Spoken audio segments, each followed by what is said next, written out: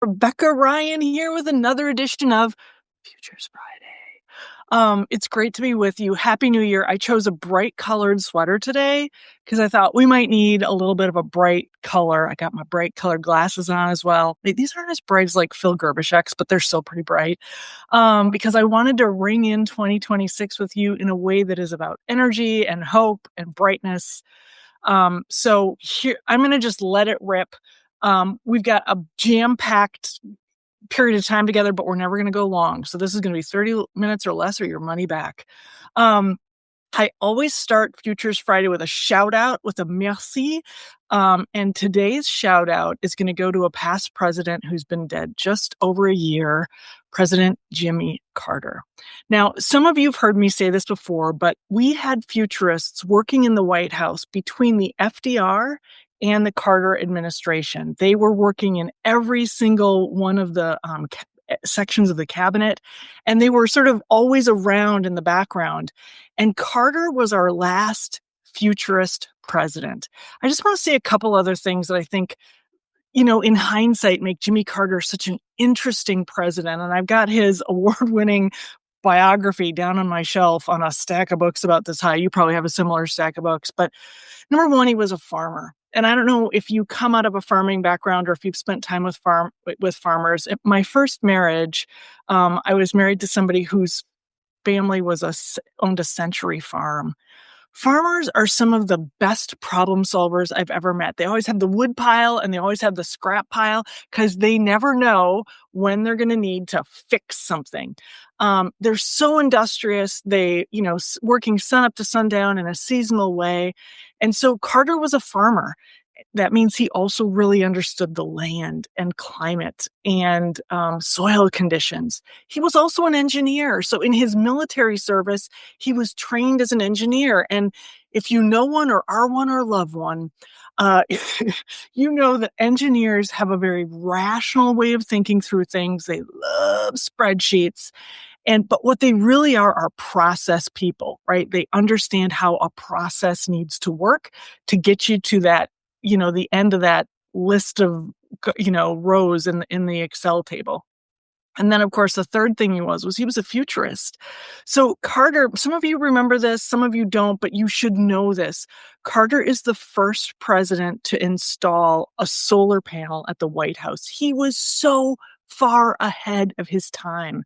And I don't know if it was because he was a farmer and an engineer, but this ability to see into the future and see the kind of legacy that he would leave our kids and our grandkids, he deserves a huge shout out. So shout out to President Carter, who was our last futurist president. We miss you. We love you. We want to honor your legacy. And one of the signals of the week this week is that a group of futurists from across the public sector and beyond have asked for an Office of Strategic Foresight in the U.S. government. Would that be exciting or what? It would be incredible. So I feel like it's such a nice callback to Carter's legacy and to all the presidents between FDR and Carter who used futurists in the White House. But imagine if we had someone waking up every day thinking about America's long-term future. Okay.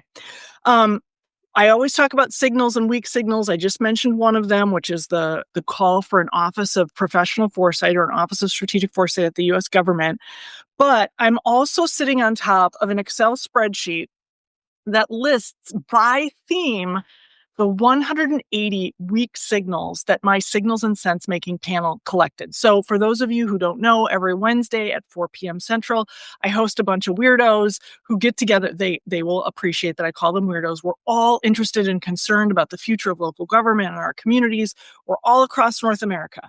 And we all bring a weak signal of the future. And why do we do that? Because weak signals are early indicators of what could be emerging in plain sight. Not all weak signals turn into trends, but no trend becomes a trend without first being a weak signal. So as futurists or wannabe futurists, we come together and we talk about what are these little things that are happening on the margin that could impact the future of our communities. 180 of them were collected in 2025, and I just started to release special editions of my Signal of the Week newsletter to sort of encapsulate these. So for those of you who are subscribers, I sent out the first special edition yesterday because by far the signal that had captured a third of the total number of signals was around AI. Now, one of my favorite anecdotes came from Michelle, one of our signalers up in Quebec City, and her signal, and I pointed to it in yesterday's newsletter, was a manager was interviewing a candidate, and during the Zoom interview realized that this candidate was like giving responses that had that sort of chat GPT, here are 4 things, ... The wrap up is, would you like me to go on about, And the manager was like, this is weird. And then the manager thought, okay, the image is also a little strange, and asked the candidate to wave their hand in front of their face. The candidate waved their hand over to the side, waved their hand over to the other side.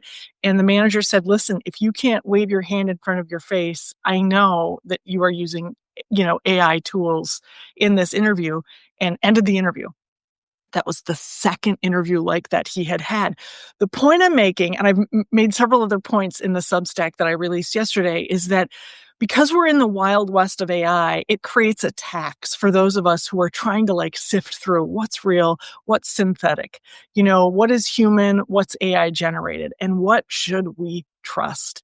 So AI, although it commanded a third of our signalers' interest, they had some very interesting takes. I strongly encourage you to read the Substack. Now, what I want to do next is just whip through the other 4 big themes for all of these 180 signals. Number 2, energy and energy infrastructure. I've been talking about this for a couple of years, but the amount of data centers and EVs and electrification that's coming onto the grid is causing our already somewhat unstable grid to shudder under its own weight. And for the first time last year, we had a utility intentionally turn power off to its constituents in Louisiana, because if it hadn't forced a power outage, the whole grid in the mid-states would have gone down. This is the first time we've seen it. It's not going to be the last time we've seen it. And yes, there are other energies that are being tested that are expected to come online. You've heard about the bigs, Google, Metasoft, Alphabet, OpenAI, say we're going to open our own or reopen our own nuclear reactors. But energy seems to be the name of the game right now when it comes to economic development. Here's a tiny little note. In the public awareness, the word nuclear still is highly triggering for many, many, many people. And so you are hearing about SMRs, small modular reactors. It's a piece of marketing genius because they've taken the word nuclear out of SMRs, because they're actually small modular nuclear reactors, but they're relatively small. They can power entire cities and subdivisions.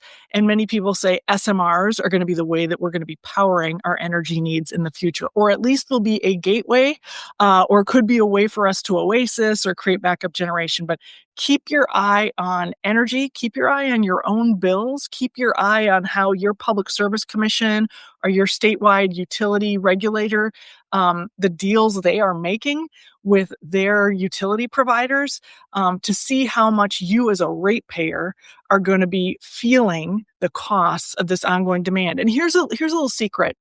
All the companies that need this additional energy, they have the money to pay for it. So there's no reason why we can't ask them to upfront make investments, guarantee things, etc. One of the things that Europe is doing that the United States is not currently doing is that when one of these big tech companies, for example, or AI companies, comes into your community and says, we're going to need this much energy, this much space, we want it done in 2 or 3 years, we'll give you this much money, they should be required to state how many other communities they have gone to and asked for the same thing, because I'm a little worried that our economic developers could be left holding the bag. In Europe, technology companies, AI companies are required to disclose how many other suitors they are dating simultaneously, so that together they can make big bets, good bets and big bets and informed bets. So hopefully coming to a regulator near you is a little more diligence around what this can look like. All right, let me keep going. That was energy and infrastructure.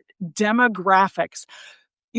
When I started Next Generation Consulting almost 28 years ago now, mostly what I did was I studied generations, who's getting older, who's coming up. And the Gen X cohort was smaller than the baby boomer and the millennial cohort. But here is what's fascinating about demographics. Demographics are such a slow drip, drip, drip of changes in trends that it's almost like the frog in boiling water. We don't realize how the demographic mix has changed until it's almost too late. Here was one of the most compelling signals I heard last year about demographics is by 2029, so in just a few short years from now, we will have 650,000 fewer 18-year-olds. Now, why is that? Because we had a lot fewer kids during the Great Recession of 2008, 2009. So we have a lot fewer kids turning 18. In addition, only 25%, 1 in 4 people aged 17 to 20 have a driver's license. Right? Our next generation is living and working much differently, and our older generations are working much longer. So in the next decade, we will go from 11 to 22 million 65 plus year olds working. So this is a lot of demographic change. It's been sort of a drip, drip, drip over time. But when you start taking the long look at how these things change, it's quite remarkable. All right. Fourth theme. We've done AI, we've done energy and infrastructure, we've talked about demographics. I want to talk a little bit about the workplace. I think my watchword here is vacancy. And here's what I mean by that. Not only are our traditional offices vacant, there is a 20% plus commercial real estate vacancy. And this means a couple of things. More empty buildings, which often leads to a little more crime because, the windows on or the eyes on the street often bring crime down. But the value of those buildings also goes down, which means less tax revenue for the coffers. I see Mayor Mark on the call today, so he's one of the people who's bringing these trends forward. So vacancy in terms of commercial office real estate as people relocate or work hybrid or work from home. But then also there's kind of a vacancy in terms of people's level of engagement at work. So whether it's that they're overly stressed in other areas of their life and just don't have the focus to bring to their work, or whether they've just really had a heart shift about what is the value of my time? Is this the place where I want to be dedicating my work? There's sort of a tax of us not getting the best of people because they don't feel as engaged at work. And then the final thing around vacancy is I talked about this 2 years ago that we have these unprecedented levels of churn, and we're certainly seeing it among our leadership ranks. Our older and experienced CEOs are leaving their posts. We have new people coming in who often, for example, in the civic space, they've never been a CEO before. If that CEO role also means that they're on a board of regents and several nonprofit boards, they've never done this before. They don't know what's expected of them. So at the American Society of Association Executives Conference in 2025, the number one theme that people were talking about is my board is off the rails. So boards, because there's been so much turnover among these long-standing baby boomer and Gen X leaders, they're leaving. That's really healthy. Long term, that's extremely healthy to get new ideas, new voices into the table. But it's creating a lot of hiccups and burps right now as boards are renorming of what is expected of us.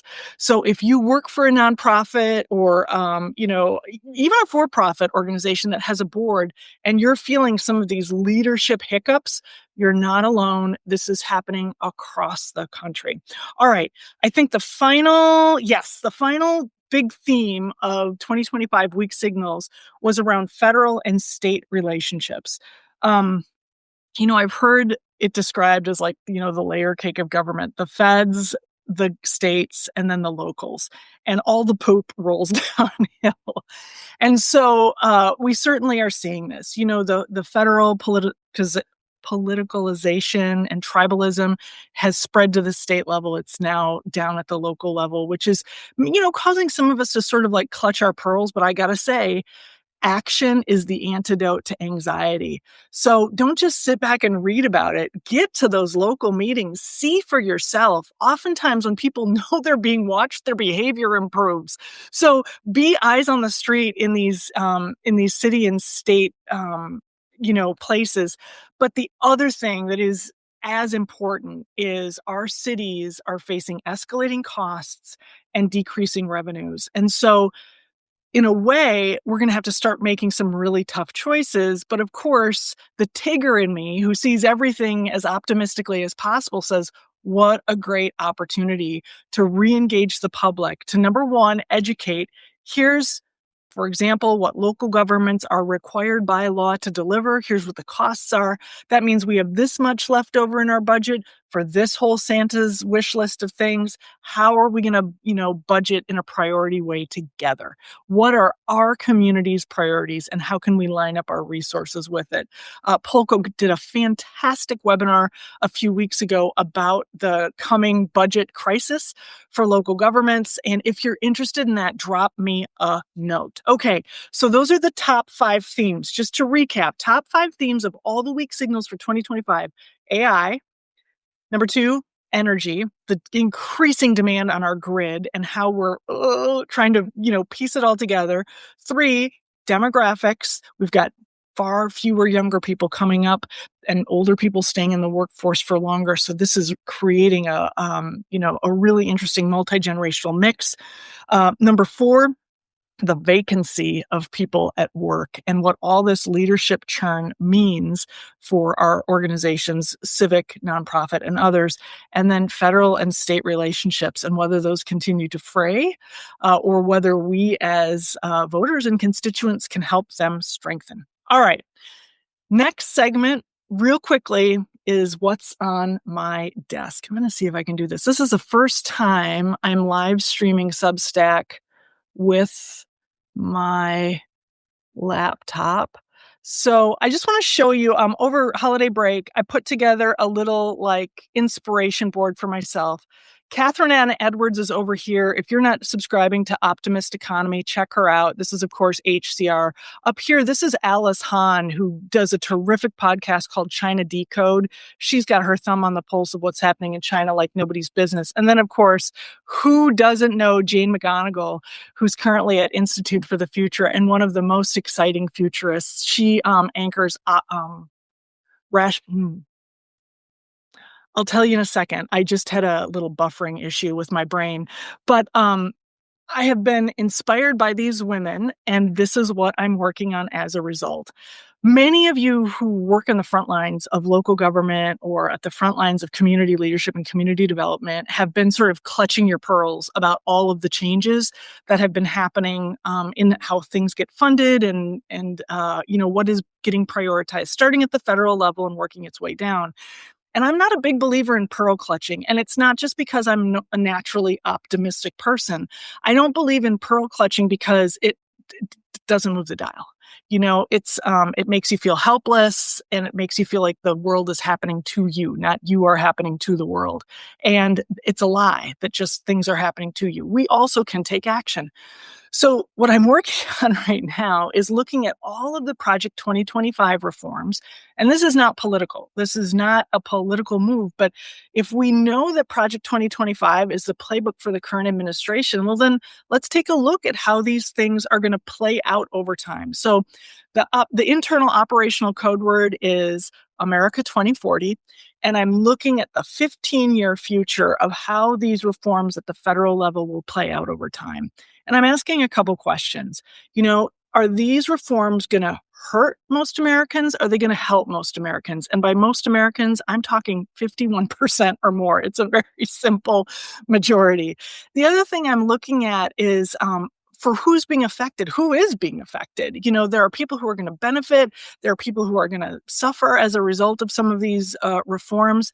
And that doesn't make them good or bad, but we just have to look with clear eyes about what's happening. So playing out the Project 2025 reforms over the next 15 years, and then being able to say, okay, here's what's most likely to happen. And here are the communities or the organizations who are really innovating around this now. They are not clutching their pearls. They're saying, all right, if these are the reforms that are coming, what's likely to happen? Now, I will tell you, this is very preliminary. This is for your eyes and ears only. But another thing that I've been looking at with the reforms are any of these irreversibly going to hurt our future generations? And there are two categories that I'm concerned about. One are some of the clean energy rollbacks that have been happening. There's not a climate scientist, there's not a scientist out there who doesn't think we need to, move as much of our energy consumption to clean energy as possible, that we're at this breaking point already with climate. I mean, for crying out loud, it's January 9th. I'm here in Madison, Wisconsin. It was 51 degrees a moment ago. I'm going to be 54 years old next month. We've never had weather like this in my 54 years. The climate is changing. I can feel it all the time. So the climate change is one of those things that is like irreversible. We can't put the genie back in the bottle for our next generation. And the other one that we're looking at are some of the education reforms. And here's where I'm coming from with my concern on this is we know that there were a lot of students who had learning loss during COVID. They just didn't learn well, or they were at a stage in their life where they couldn't learn well in a hybrid or an online environment. So reading scores going down, math scores going down. And so when we make changes to how education is funded, or how best practices are shared, or how we look at our assessment, are we going to lose an entire cohort of our next generation who just aren't going to be, ready to do complex problem solving or to read for comprehension?